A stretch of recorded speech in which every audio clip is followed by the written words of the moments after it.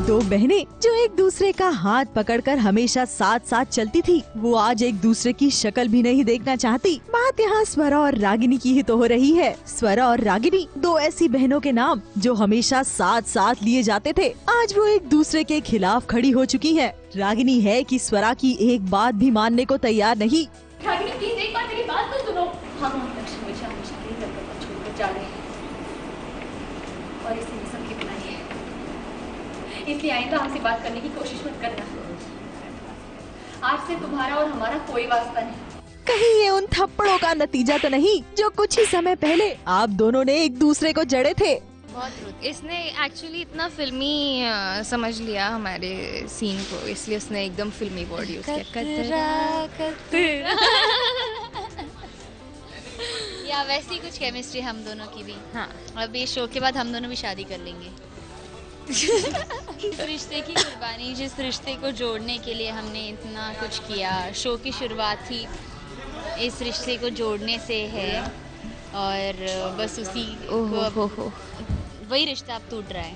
बड़ी मिन्नतों के बाद रागिनी का लक्ष्य आखिरकार घर में आ ही गया, और आया भी तो ऐसा कि उसके आते ही दोनों बहनों में दरार पैदा हो गई।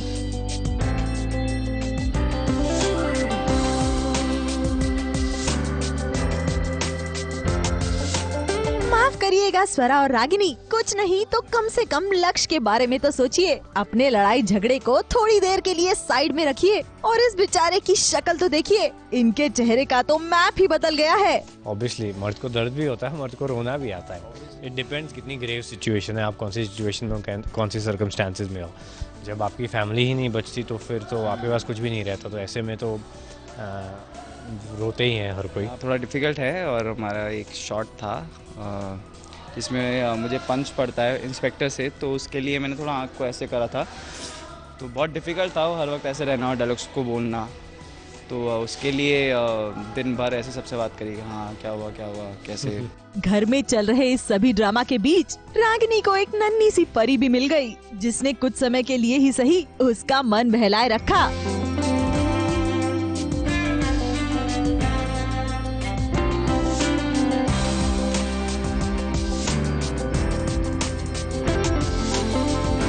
स्वरा, रागिनी जो एक बार ठान लेती है ना, फिर तो वो अपने आप की भी नहीं सुनती। अब उसने ठान ली है कि वो घर छोड़कर चली जाएगी, अपने लक्ष्य को अपने साथ ले जाएगी। इसलिए स्वरा, अब जाइए और उसे रोक लीजिए, वरना आप दोनों के बीच की दरार का फायदा कोई तीसरा ना उठा ले।